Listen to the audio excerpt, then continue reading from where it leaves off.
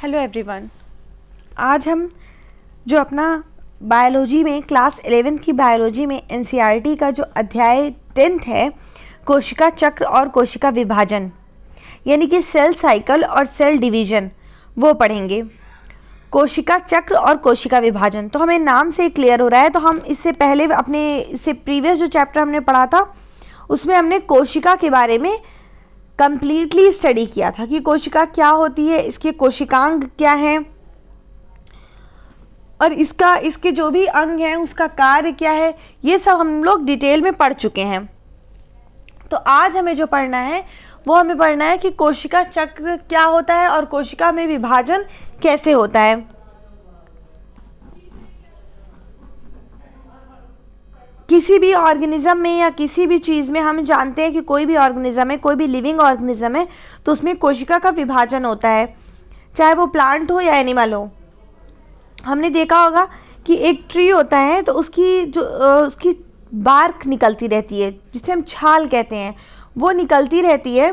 तो बेसिकली वो क्या होता है कि अंदर की जो सेल्स होती है वो डिवाइड करती हैं और वो इनर से आउटर की तरफ बढ़ती हैं। उसके बाद जो उसके ऊपर की डेड सेल होती है वो पेड़ों से गिर जाती है, क्योंकि उसमें कंटिन्यू डिवीजन होता है। या फिर अगर हमारे जो नेल्स होते हैं उसमें ग्रोथ होती रहती है, हमारे जो हेयर्स है उसमें ग्रोथ होती रहती है। तो कैसे? क्योंकि सेल जो होते हैं वो डिवाइड करते हैं।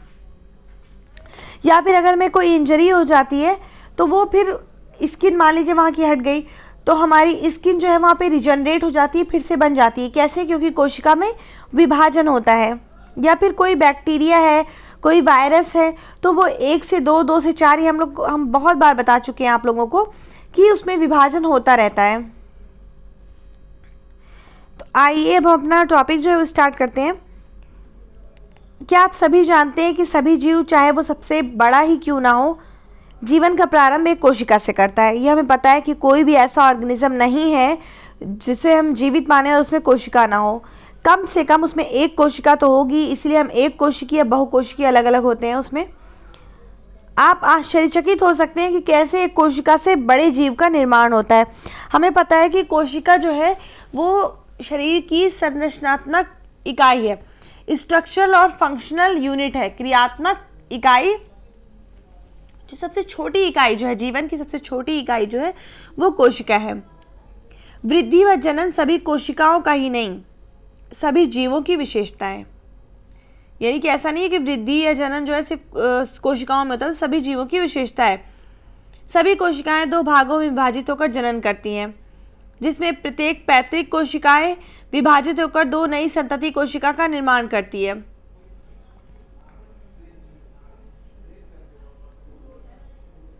ये नवनिर्मित संतति कोशिकाएं स्वयं वृद्धि व विभाजन करती हैं। ये सब एकदम बेसिक चीज़ें हमें पता है कि 2 कोशिका होती है, वो डिवाइड करती है, तो उसे मदर सेल मानेंगे और उसके बाद फिर पेरेंट सेल मानेंगे और उसके बाद फिर वो डिवाइड करके नई कोशिका बनाएंगी। जैसे कि हम लोग अमीबा का डिवीजन भी देख चुके हैं कि ऐसे ही होता है। दूसरे शब्दों में इस प्रकार की वृद्धि व विभाजन के कई चक्रों के बाद एक कोशिका से ऐसी संरचना का निर्माण होता है जिसमें कई लाख कोशिकाएं होती हैं। यानी कई चक्र चलते हैं, 2 से 4, 4 से 8, 8 से 16, तो इस तरीके से डिवाइड होते होते ऐसा संरचना बन जाती है जिसमें कई लाख कोशिकाएं होती हैं। अब हम देखेंगे कोशिका चक्र क्या है, यानी कि सेल साइकिल। कोशिका विभाजन सभी जीवों के लिए अत्यंत महत्वपूर्ण प्रक्रिया है। एक कोशिका विभाजन के दौरान डीएनए प्रतिकृति व कोशिका वृद्धि होती है।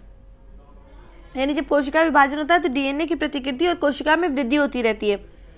ये सभी प्रक्रियाएं जैसे कोशिका विभाजन, डीएनए प्रतिकृति और कोशिका वृद्धि एक दूसरे के साथ समायोजित होकर इस प्रकार संपन्न होते हैं कि कोशिका विभाजन सही होता है। यानी कि सारी जो है कोऑर्डिनेटेड मैनर में होती है। एक उसका फिक्स है कि पहले ये होना है फिर ये होना है, उस तरीके से कोशिका डिवाइड करती है। यानी कि जो डीएनए मटेरियल होते हैं वो भी आधे आधे बढ़ जाते हैं, कोशिका अपने साइज में बड़ी हो जाती है।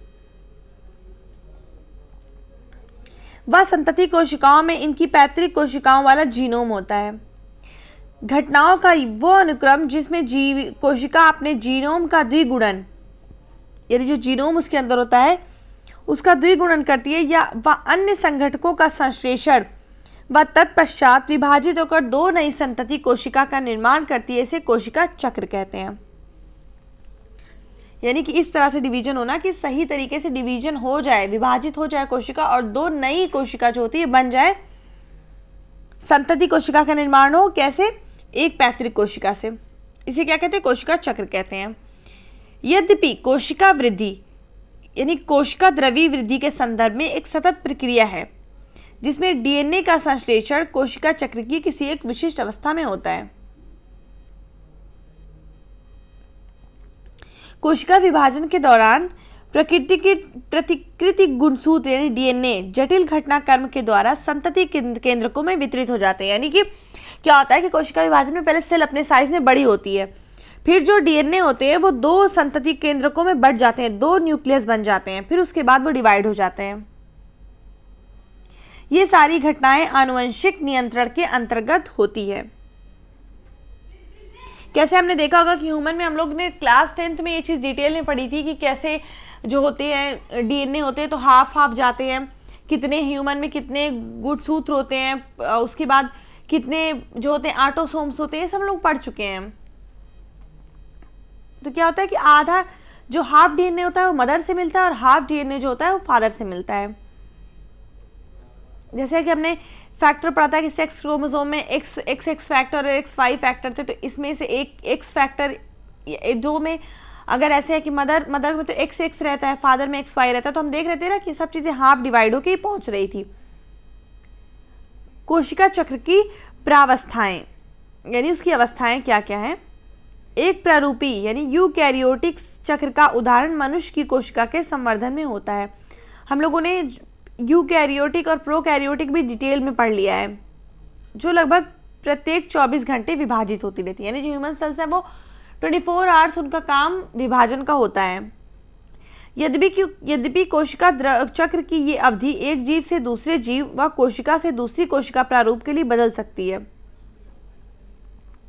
उदाहरणार्थ, यीस्ट के कोशिका चक्र के पूर्ण होने में लगभग 90 मिनट लगते हैं।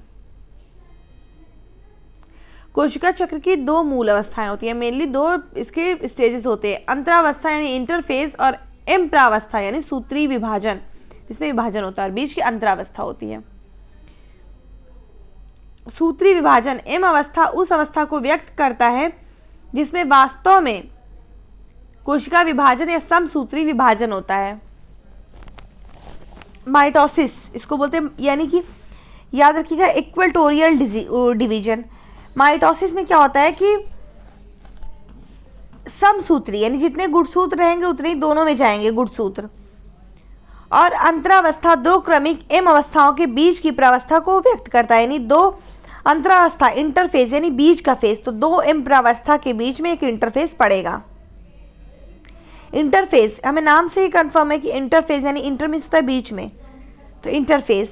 और माइटोसिस जिसमें वाकई विभाजन होता है, सूत्री विभाजन।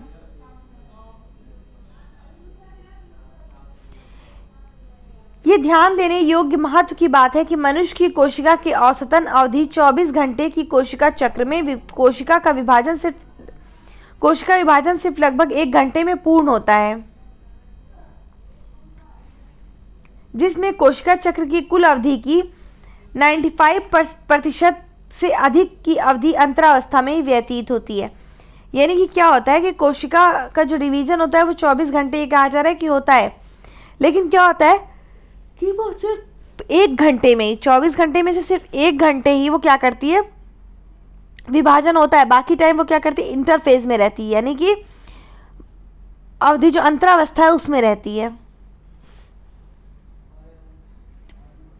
एम प्रावस्था का आरंभ केंद्रक के विभाजन कैरियोकाइनेसिस से होता है, यानी कि पहले केंद्रक जो होते हैं उसका क्या होता है, उसका डिवीजन होता है, वो पहले अलग अलग बढ़ जाते हैं। हम जानते हैं कि एक कोशिका में एक ही केंद्रक होता है, तो अगर हमें 2 कोशिका बनानी है तो 2 केंद्रक बन जाएंगे पहले, फिर डिवाइड होगी, तो उसको क्या बोलते हैं, कैरियोकाइनेसिस,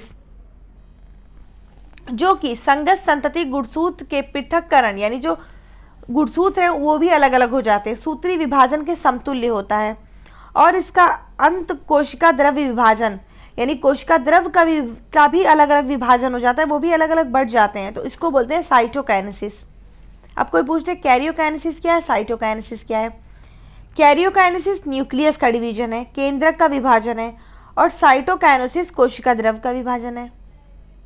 अंतरावस्था को विश्राम प्रावस्था भी कहते हैं, यानी जो दो डिवीजन के बीच की अवस्था होगी उसे बोलते हैं अंतरावस्था। तो इसको विश्राम प्रावस्था भी कहते हैं, क्योंकि इसमें कोशिका जो होती है आराम करने लगती है, डिवाइड होती है फिर आराम करती है, फिर डिवाइड होती है फिर आराम करती है।